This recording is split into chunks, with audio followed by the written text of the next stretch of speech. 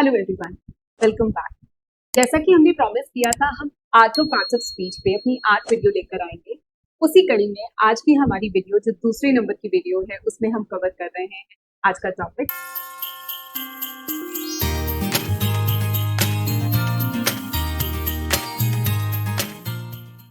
Pronounce. Pronounce वो words होते हैं जिन्हें हम नाउन की जगह इस्तेमाल करते हैं। बहुत बार हमारे पास ऐसी सिचुएशन आती है कि हमें एक नाउन के बारे में बहुत सारी चीजें बतानी हो सकता है। हम कोई ऐसी कहानी सुनाना चाहते हैं जो नाउन के बारे में है, बार बार उस नाउन को अगर इस्तेमाल किया जाएगा वो कहानी नीरस सी हो जाती है। हमारी स्पीकिंग में इफेक्टिवनेस नहीं रहती, ना लिसनिंग में और ना ही राइटिंग में। तो इस ऑकवर्ड सिचुएशन को रिमूव करने के लिए हम इंट्रोड्यूस करते हैं प्रोनाउंस। तो प्रोनाउंस वो वर्ड्स होते हैं जो हम नाउन्स की जगह इस्तेमाल करते हैं। हाँ, शुरुआत में इंट्रोड्यूस करने के लिए हम बिल्कुल नाउन का ही इस्तेमाल करते हैं, मगर लेटर ऑन जब वो कहानी आगे बढ़ती है तो हम बार बार नाउन का इस्तेमाल ना करके प्रोनाउन का इस्तेमाल करने लगते हैं। लड़का है तो हम उसकी जगह ही इस्तेमाल करने लगते हैं, लड़की की जगह शी, अपनी जगह आए और दूसरों की जगह दे अगर वो प्लूरल है तो, या किसी चीज की जगह हम इट इस्तेमाल करने लगते हैं। इसी तरह हमारे पास प्रोनाउंस की एक बहुत लंबी लिस्ट है जिन्हें हम नाउन की जगह इस्तेमाल करते हैं और हमारी स्पीकिंग को, हमारी लिसनिंग को और हमारी राइटिंग को इफेक्टिव बनाते हैं। तो ये कुछ एग्जांपल्स हैं हमारे प्रोनाउन के, she, he, you, them, this. अब प्रोनाउन को क्यों यूज किया जाता है इस कारण को समझने के लिए इस एग्जाम्पल को आप देखिएगा। फर्स्ट एग्जाम्पल बहुत ध्यान से देखिएगा जिसमें दो सेंटेंसेस हैं। Nikhil has a green coat, Nikhil likes to wear green coat. अब आप देखिए निखिल दोबारा इंट्रोड्यूस हो गया और फिर ग्रीन कोट भी दोबारा आ गया। तो इस सिचुएशन को बचाने के लिए हमने क्या किया है, सेकेंड एग्जांपल आप देखिएगा, Nikhil has a green coat, he likes to wear it. अब हमने क्या किया है, निखिल की जगह हमने ही इस्तेमाल किया है जो निखिल का प्रोनाउन है, और ग्रीन कोट की जगह हमने इट का यूज किया है जो ग्रीन कोट के लिए प्रोनाउन।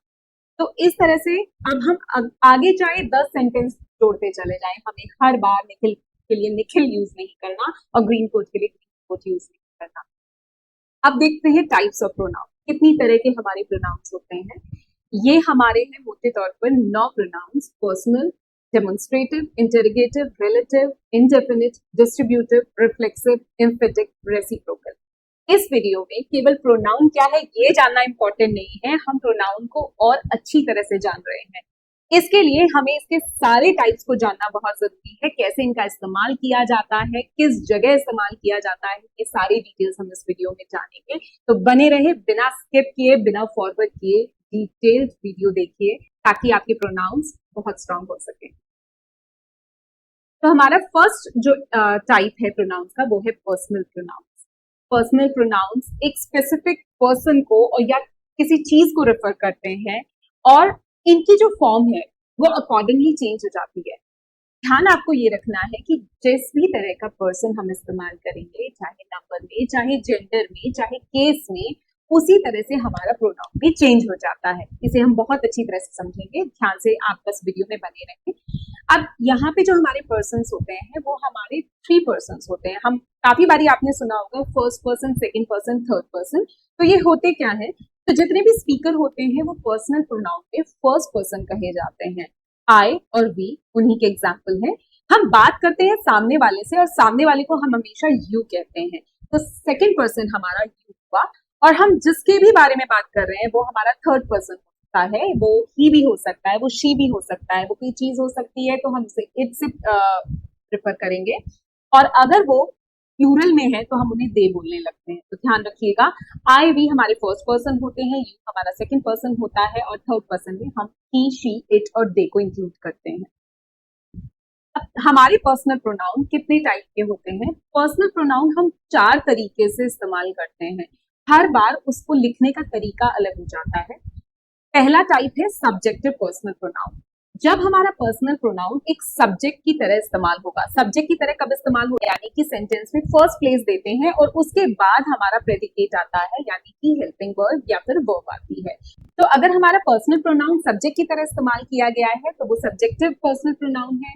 अगर वो एक ऑब्जेक्ट की तरह सेंटेंस में या क्लॉज में इस्तेमाल हो रहा है तो उसे ऑब्जेक्टिव पर्सनल प्रोनाउन कहते हैं। यहाँ पे एग्जाम्पल देखिए, आई एट मैंगोज, ये सब्जेक्टिव पर्सनल प्रोनाउन का है। यहाँ पर आई जो है वो सब्जेक्ट की तरह इस्तेमाल किया गया है। इसी तरह we, you, he, she, it, they अगर यही सारे सब्जेक्टिव पर्सनल प्रोनाउन को हम एज ऑब्जेक्ट यूज करने लग जाएंगे तो इन्हें लिखने का तरीका बदल जाता है।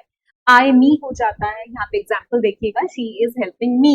यहाँ पे आई जो फर्स्ट पर्सन है वो अब यहाँ ऑब्जेक्ट बन चुका है, यानी कि आई को जब हम ऑब्जेक्ट की तरह लिखते हैं तो उसे आई नहीं लिखते, फिर मी लिखने लग जाते हैं। ऑब्जेक्ट इस्तेमाल होता है वर्ब के बाद। अब यहाँ पर वी का अस बन गया है, यू का यू ही रहता है, ही का हिम, शी का हर, इट का इट ही है और दे का देम कन्वर्ट हो गया है। थर्ड टाइप है पर्सनल प्रोनाउन का पोजेसिव पर्सनल प्रोनाउन। अब अगर हमें किसी प्रोनाउन का किसी चीज पर मालिकाना हक दिखाना हो तो हम यहाँ पे पोजेसिव प्रोनाउन का इस्तेमाल करते हैं। जैसे आप ये एग्जाम्पल देखिएगा, आप बहुत अच्छी तरह से समझ जाएंगे। यहाँ पे मेंशन है कि these mangoes are my mangoes not your mangoes. अब ये जो माय और योर है ये पर्सनल प्रोनाउन बिल्कुल भी नहीं है। ध्यान रखिएगा, माय के बाद मैंगोज यूज किया गया है जो कि एक नाउन है। नाउन से ठीक पहले आने के कारण माय हमारा प्रोनाउन ना होकर एक एडजेक्टिव बन गया है। अब हम बात कर रहे हैं पर्सनल प्रोनाउन की। इस सेंटेंस को आप दोबारा देखिए, these mangoes are my mangoes not your mangoes.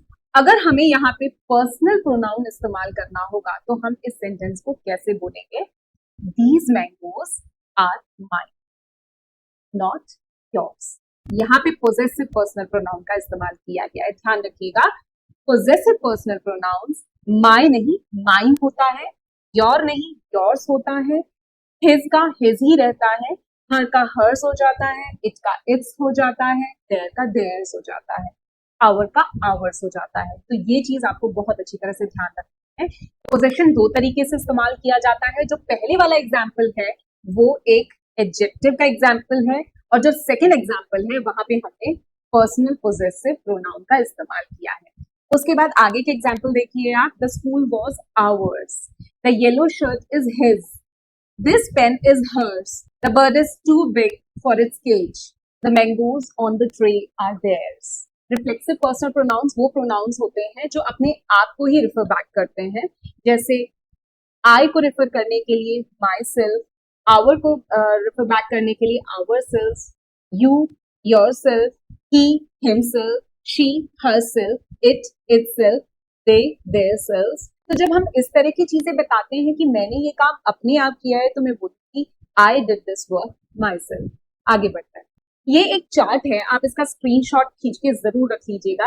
इसमें जितने भी पर्सनल प्रोनाउंस हैं सब इसमें मेंशन है। प्रोनाउन सब्जेक्ट के लिए कैसे होंगे, ऑब्जेक्ट के लिए किस तरह के होते हैं, पोजेशन में आने के बाद प्रोनाउंस कैसे डील होते हैं और रिफ्लेक्सिव प्रोनाउन कौन से होते हैं। The next type of pronouns are demonstrative pronoun. Demonstrative pronouns वो प्रोनाउंस होते हैं जब हम इशारा करके बताते हैं कि हम इस वाले नाउन के बारे में बात कर रहे हैं। इशारा करने के लिए हमारे पास प्रोनाउंस हैं दिस, that, these, those। तो this और these ये हम पास की चीजों के लिए करते हैं। this हमारा सिंगुलर चीज के लिए है और these हमारा प्लूरल के लिए होता है, और that और those हमारा दूर की चीजों के लिए होता है। that हमारा सिंगुलर के लिए और those हमारा प्लूरल के लिए। तो ये चार जो हमारे प्रोनाउंस हैं वो हमारे डेमोन्स्ट्रेटिव प्रोनाउंस होते हैं। एग्जाम्पल देखिए, this is a good book, पास की चीज है, सिंगुलर है तो हमने दिस लगा लिया। That was a great movie, हम किसी ऐसी मूवी के बारे में बात कर रहे हैं जो पहले हमने देखी थी तो हम उसके लिए दैट का प्रयोग करेंगे। डिस्टेंस यहाँ पे मेंटेन हो गया है। उसके बाद हैव यू सीन दीज, क्या तुमने इन सबको देखा है, यानी कि हम प्लूरल चीज के बारे में बात कर रहे हैं और जो हमारे करीब है उसके बारे में बात कर रहे हैं। दोज आर काउंटलेस, मतलब वो सारी चीजें जिनके लिए हम बात कर रहे हैं वो एक डिस्टेंस पे हैं और वो बहुत ज्यादा है या दो से ज्यादा चीजें हैं और हम उनको बता रहे हैं कि वो काउंटलेस हैं। इंटेरोगेटिव प्रोनाउंस, इंटेरोगेटिव प्रोनाउंस वो वर्ड्स होते हैं, वो प्रोनाउंस होते हैं जिनका इस्तेमाल हम क्वेश्चन पूछने के लिए करते हैं। इन्हें हम क्वेश्चन वर्ड के नाम से भी जानते हैं, मगर ये केवल वो क्वेश्चन वर्ड्स हम यहाँ पे इस कैटेगरी में रखेंगे जिनका आंसर कोई ना कोई पर्सनल प्रोनाउन होता है। हु इंसानों के लिए इस्तेमाल किया जाता है और अगर वो सब्जेक्ट की तरह यूज किया जा रहा है तो हु यूज करेंगे, ऑब्जेक्ट की तरह यूज किया जा रहा है तो हुम यूज करते हैं, और अगर पोजेशन बताने के लिए किसी चीज का प्रयोग कर रहे हैं हम क्वेश्चन वर्ड का तो वहां पे हम हुज का प्रयोग करते हैं। विच जो हमारा प्रोनाउन है वो हम इस्तेमाल करते हैं एनिमल के लिए या किसी चीज के लिए, और व्हाट हमेशा चीजों के लिए इस्तेमाल होता है। ये कुछ इसके एग्जाम्पल्स हैं। हु इज योर ब्रदर, अब इसके आंसर में कोई ना कोई नाउन आएगा, तो नाउन को रिप्लेस किया है इस वर्ड ने हु, तो यहाँ पे हु हमारा प्रोनाउन है क्योंकि ये क्वेश्चन पूछने के लिए इस्तेमाल किया गया है। Next example is whom did you give water, यहाँ पे यू ने काम किया है तो यू सब्जेक्ट हो गया, उसने पानी किसे दिया है वो हमारा ऑब्जेक्ट है, और यहाँ पे उसी का नाम पूछा गया है कि ऑब्जेक्ट कौन है, whom के सहारे, तो हम यहाँ पे ऑब्जेक्ट को पूछने के लिए whom का इस्तेमाल करते हैं। which one is my tiffin, तो किसी चीज को पूछने के लिए, किसी चीज के बारे में पूछने के लिए हम which का इस्तेमाल करते हैं। whose name was written there, यहाँ पे whose possession के लिए इस्तेमाल किया गया है, तो ये एक प्रोनाउन है। Next is what is your name, यहाँ पे what रिप्लेस कर रहा है किसी के नाम को, तो ये एक interrogative pronoun. Next comes our relative pronouns. Relative pronouns वो प्रोनाउंस होते हैं जो हम कनेक्टर की तरह इस्तेमाल करते हैं। ये दिखने में बिल्कुल इंटरोगेटिव प्रोनाउन जैसे वर्ड्स होते हैं, हम हु का भी यूज करते हैं, हुज का यूज करते हैं, हुम का यूज करते हैं, विच का, मगर ये वाले जो वर्ड्स हैं ये क्वेश्चन वर्ड बिल्कुल नहीं होते हैं, ये कनेक्टर्स होते हैं, इनके साथ क्वेश्चन मार्क बिल्कुल भी नहीं लगता, ये दो क्लॉज को, दो फ्रेजेस को कनेक्ट करते हैं।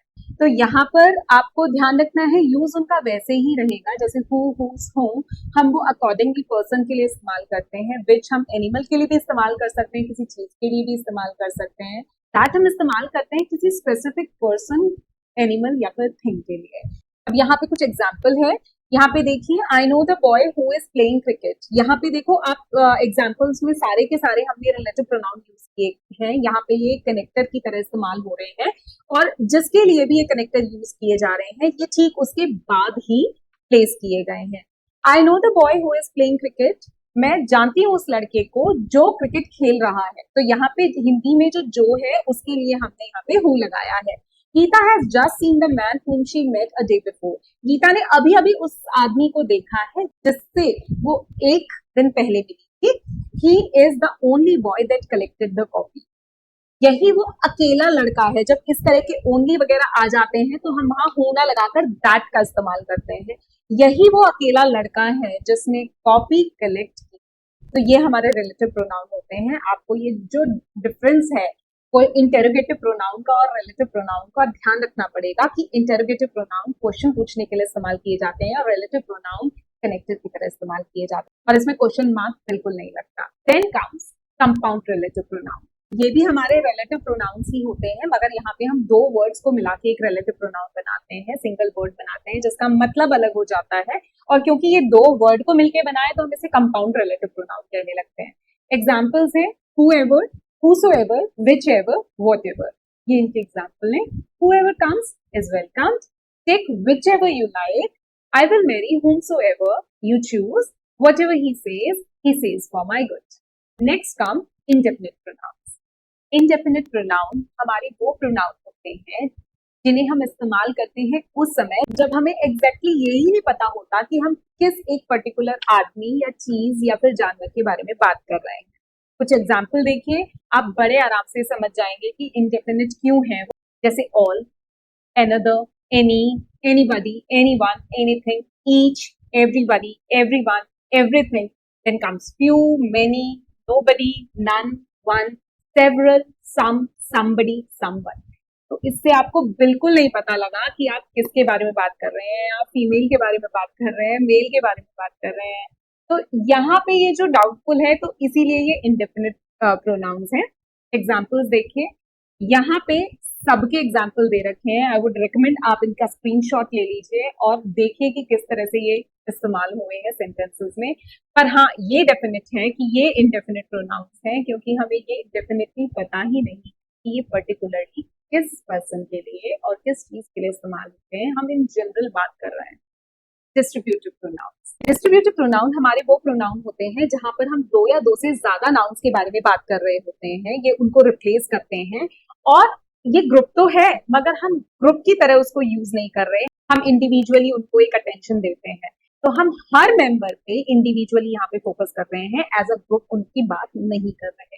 एग्जाम्पल्स देखिए आपकी, each, either, neither, each of the boy is healthy, क्योंकि हम हर एक के बारे में पर्टिकुलरली बात कर रहे हैं, आपको यहाँ पे एक तो सिंगुलर उसको ट्रीटमेंट देना पड़ेगा, जो आपका वर्ब होगा वो सिंगुलर वाला ही यूज होगा इनके साथ।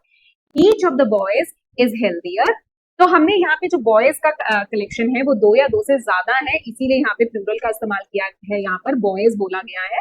मगर क्योंकि इसके आगे ईच लग गया तो यानी कि हर बॉय के बारे में बताया गया है अलग अलग कि वो एक हेल्दी है। तो यहाँ पे सिंगुलर आपको वर्ब यूज करनी है और आपको बताना है each of the boys is healthy. Either of the roads leads to the market. Either हम यूज करते हैं या तो ये, दोनों में से एक रोड जो है मार्केट की तरफ जाती है। Neither of the girls was late. आप देख रहे हैं ना, सब में सिंगुलर की वर्ब हमने यूज करी है। अब neither of the girls was late यानी कि दोनों में से कोई भी गर्ल लेट नहीं थी। Next comes reflexive pronouns.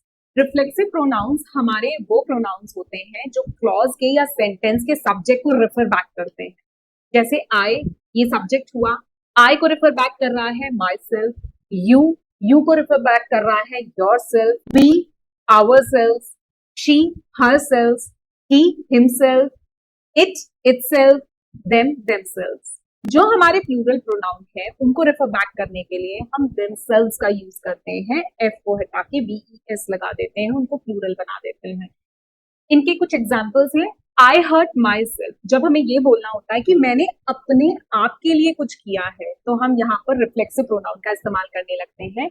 I hurt my self, मैं अपने आप को ही हर्ट करती हूँ, चोट पहुंचाती हूँ। We can do it ourself, हम ये अपने आप कर सकते हैं। तो ये जो अपने आप वर्ड है इसके लिए हम लोग रिफ्लेक्सिव प्रोनाउन का इस्तेमाल करते हैं। You must drive your self, तुम्हें अपने आप ड्राइव करना चाहिए। प्रीति क्लीन्स हर रूम हर सेल्फ, प्रीति अपना रूम खुद साफ करती है, अपने आप साफ करती है।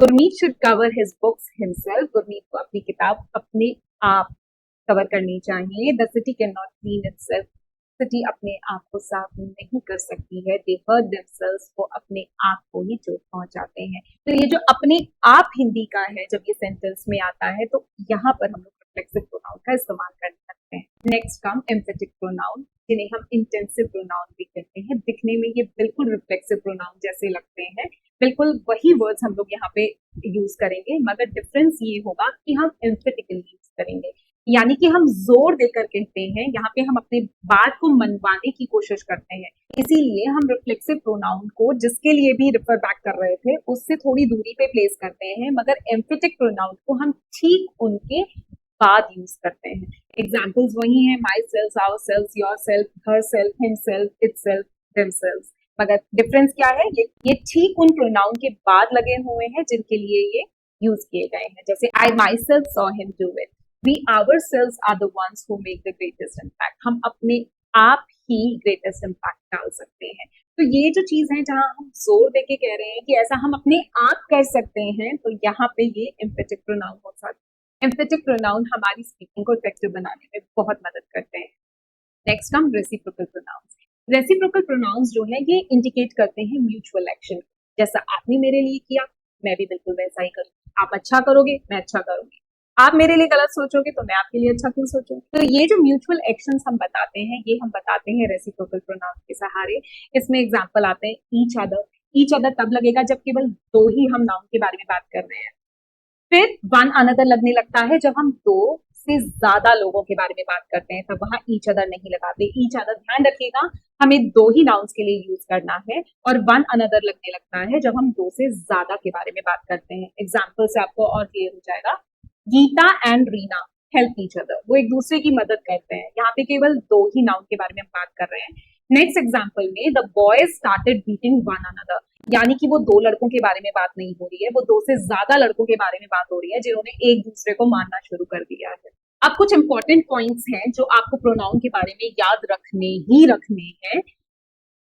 The form my, our, your, her, their, its, ये पोजेसिव एडजेक्टिव्स होते हैं, पोजेसिव प्रोनाउन बिल्कुल नहीं है। तो आप इन्हें प्रोनाउन समझने की गलती बिल्कुल भी ना करें। ये जिसके लिए भी इस्तेमाल किए जाते हैं ये ठीक उनसे पहले लगते हैं, तो यानी कि वो क्योंकि नाउन से पहले लग रहे हैं तो एडजेक्टिव का रोल प्ले करते हैं, वो किसी भी हालत प्रोनाउंस नहीं है। इसका मतलब है कि आप जिस नंबर का, जिस जेंडर का और जिस केस का नाउन रिप्लेस कर रहे हो प्रोनाउन से, आपको ठीक वैसा ही प्रोनाउन यूज करना होगा। आप सिंगुलर के लिए सिंगुलर ही इस्तेमाल करें, आप प्लूरल के लिए प्लूरल यूज करें। उसी तरह से जेंडर अकॉर्डिंग आपको आपके प्रोनाउन इस्तेमाल करने पड़ेंगे। जिस भी नाउन या जिस भी प्रोनाउन के लिए हम रिलेटिव प्रोनाउन इस्तेमाल करते हैं, ये रिलेटिव प्रोनाउन के लिए बहुत ध्यान देने वाली बात है। उस रिलेटिव प्रोनाउन का नाउन या प्रोनाउन जिसके लिए वो इस्तेमाल किया गया है वो उसका एंटीसीडेंट कहलाता है। द नाउन और pronoun for which the relative pronoun is used is called its antecedent. ये बात केवल रिलेटिव प्रोनाउन के लिए है। तो रिलेटिव प्रोनाउन जो हमारे who, which, whom, whose, that है, जिनके लिए भी, जिस भी नाउन के लिए, जिस भी प्रोनाउन के लिए वो रिलेटिव प्रोनाउन यूज किया गया है, उस नाउन या प्रोनाउन को हम एंटीसीडेंट कहते हैं।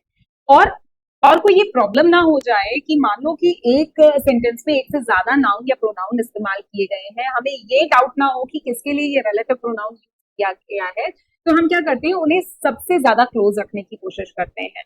तो रिलेटिव प्रोनाउन जो है एंटीसीडेंट के बहुत क्लोज किया जाता है। अगर हमारा कोई कलेक्टिव नाउन है, कलेक्टिव नाउन यानी कि उसमें एक से ज्यादा नाउन यूज किए गए हैं, एक से ज्यादा लोग हैं, तो अगर वो बिल्कुल एक जैसा एक्शन कर रहे हैं, अगर वो एक जैसी चीज कर रहे हैं, तो उनके लिए सिंगुलर हम लोग वर्ब का इस्तेमाल करते हैं, उन्हें एज सिंगुलर ट्रीट किया जाता है। मगर अगर वो कलेक्टिव नाउन यानी कि वो ग्रुप अलग अलग काम कर रहा है, कोई इधर जा रहा है, कोई उधर जा रहा है, किसी का ओपिनियन कुछ है, किसी का कुछ है, यानी कि वो एज अ ग्रुप काम नहीं कर रहे, वो एक तरफ नहीं चल रहे हैं, अलग अलग चल रहे हैं, तो हम ऐसे टाइम पे उन्हें प्लूरल की तरह ट्रीट करेंगे।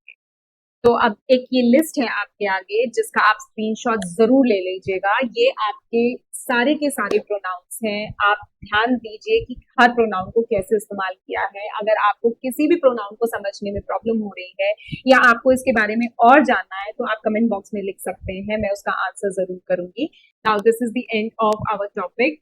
आई होप हमने ज्यादा से ज्यादा चीजें इसमें कवर की हैं। हाँ, कुछ चीजें छूटी भी होंगी, अगर आप उन्हें जानना चाहते हैं आप कमेंट बॉक्स में जरूर कमेंट कर दीजिए, मैं उसके लिए एक अलग वीडियो बना सकती हूँ। अगर आपको ये वीडियो अच्छी लगी है तो आपको क्या करना है, हर बार की तरह लाइक, शेयर, कमेंट करना है, आपको सब्सक्राइब करना है चैनल, आपको बेल आइकन जरूर प्रेस करना है जिससे आने वाली वीडियोस आप देख पाएं और हमें एंकरेज कर पाएं ज्यादा से ज्यादा आपके लिए वीडियो बनाने में। Thank you so much. See you in the next video.